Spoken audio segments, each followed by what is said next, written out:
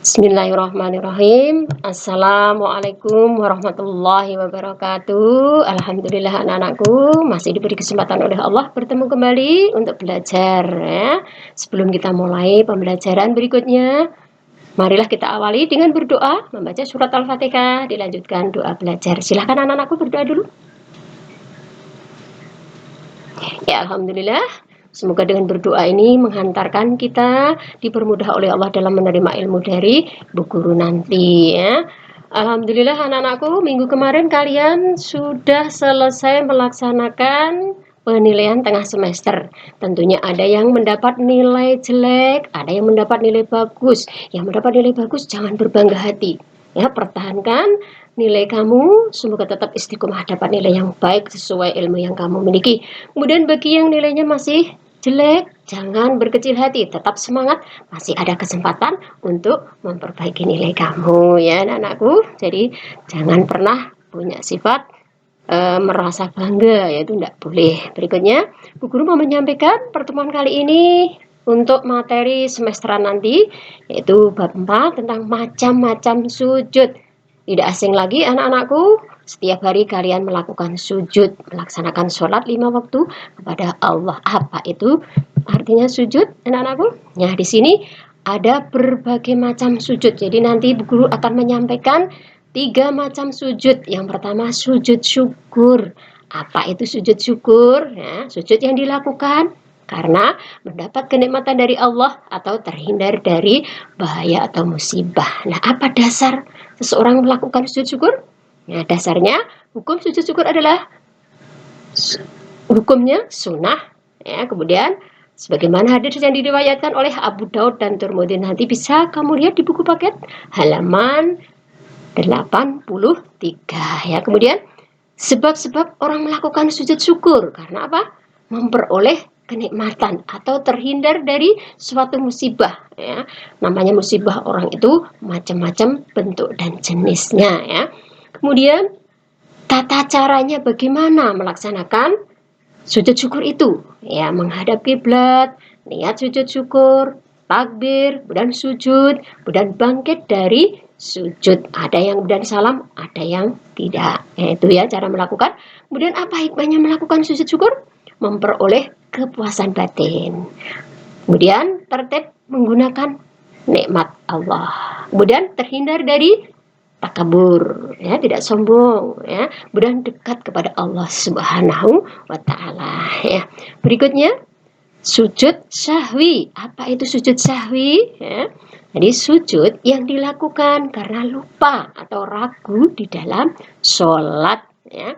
Sujud dilakukan berapa kali? 2 kali. Ya, itu sebelum salam. Ya, dilakukan sebelum salam. Ya.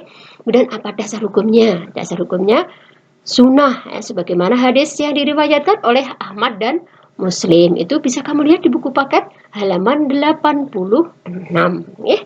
Kemudian sebab-sebab melakukan sujud syahwi ya, karena merasa ketika sholat kelebihan atau kekurangan rakaat rukuk dan sujudnya. Kemudian ragu jumlah rakaat dalam sholat.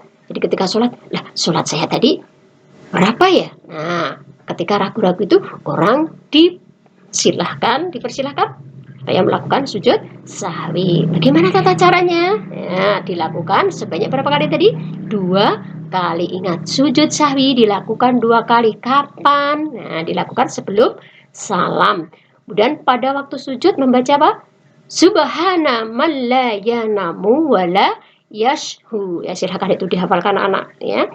Bacanya cukup singkat dan pendek ya. Subhana man la yanamu wala yashhu. Maha suci Allah yang tidak pernah tidur dan tidak pernah lupa.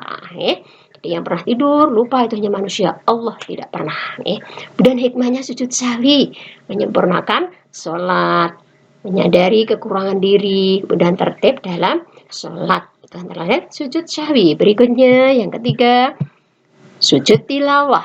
Apa itu sujud tilawah anak-anakku? Ya, sujud tilawah artinya sujud yang dilakukan karena membaca ayat-ayat sajadah dalam Al-Quran ketika sholat maupun di luar sholat. Apa dasar hukumnya? Dasar hukumnya sunnah sebagaimana hadis Rasulullah. Itu bisa kamu lihat di buku paket halaman 88. Nah, sekarang sebab-sebab melakukan sujud tilawah. Ya, karena membaca ayat-ayat sajadah, mendengarkan ayat-ayat sajadah, baik pada waktu membaca Al-Quran maupun ketika sholat. Kemudian syaratnya suci, kemudian menghadap kiblat, menutup aurat. Nah, sekarang rukun sujud tilawah, niat, takbiratul ihram, sujud, duduk, salam. Apa hikmahnya sujud tilawah? Menyempurnakan sholat, menyadari kekurangan diri, tertib dalam sholat. Ya, berikutnya tata cara sujud tilawah. Sujud tilawah yang dilakukan di luar sholat, ya, berdiri menghadap kiblat, berniat sujud tilawah, takbiratul ihram, sujud 1 kali dengan membaca seperti di buku paket subhana malayanamu wala yasu. Kemudian duduk sejenak, salam, ya. Kemudian sujud tilawah dilakukan di dalam sholat. Pada saat kita berdiri dalam sholat membaca ayat sajadah atau imam membaca ayat sajadah, kita langsung melakukan sujud 1 kali dengan membaca doa sujud tilawah, ya. Setelah selesai melaksanakan sujud tilawah, kita langsung berdiri lagi dan melanjutkan sholat kembali. Berikutnya, sebelum Bu Guru akhiri, ya, itu ada tugas yang perlu kamu perhatikan. Ini untuk menambah nilai kamu, ditulis di buku tulismu masing-masing.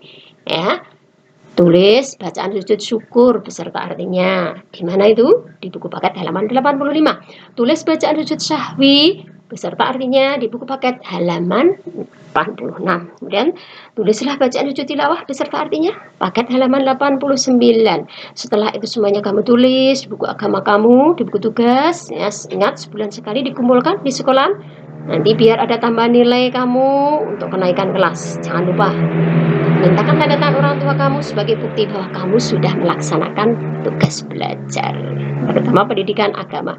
Ya, sebelum Bu Guru akhiri, ya, jangan lupa pesan Bu Guru, jaga jarak, jaga kesehatan, jangan tinggalkan sholat 5 waktu di rumah saja. Demikian yang Bu Guru sampaikan. Kita tutup dengan bacaan hamdalah. Alhamdulillahirrabbilalamin. Assalamualaikum warahmatullahi wabarakatuh.